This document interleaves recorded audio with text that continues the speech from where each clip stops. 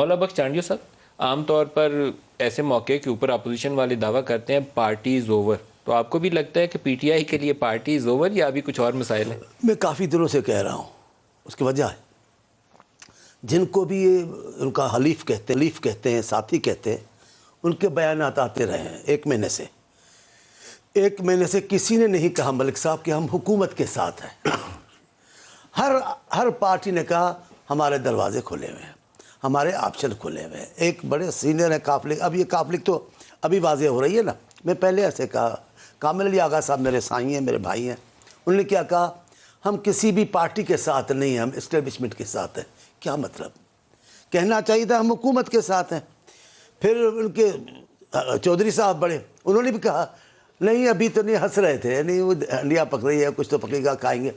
میں آپ کو بتاتا ہوں، ان کے کسی بھی اتحادی نے آج تک نہیں کہا کہ ہم حکومت کے ساتھ ہیں۔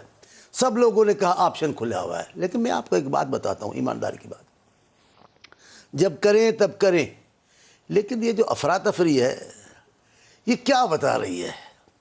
آپ کی اکثریت ہے، آپ حکومت میں ہیں، آپ 10 لاکھ لوگ جمع کریں گے اور لوگ جہاں یہ دھمکی دے یہاں سے گزریں گے یا کیا، کہاں سے گزریں گے وہ؟ آپ لوگ کھا جائیں گے۔ آپ حکومت میں آپ کر کیا رہے ہیں؟ مجھے نہیں سمجھ میں آ رہی۔ پھر آپ نے وہ لپاڑے نکال کے رکھ دیے ہیں۔ کوئی گنجائش نہیں ہے بھٹو صاحب پہ بولنے کی۔ وہ ایک ان کا بوتی تو دیکھیں، ان کی اوقات دیکھیں جو بھٹو صاحب اور بی بی پہ بول رہے ہیں۔ ان کے وہ دوسروں کی شکلیں دکھاتے ہیں، ان کی اپنی شکل تو دیکھیں۔ یہ ہے کیا؟ میں آپ کو بتا رہا ہوں، اشتعال بڑھا رہے ہیں۔ شیخ صاحب میرے سائیں ہیں، وہ کہتے ہیں چانڈو صاحب میرا بھائی ہے، لیکن شیخ صاحب کس کام کے لگے ہوئے؟ اشتعال بڑھے گا تو پھر کیا ہوگا؟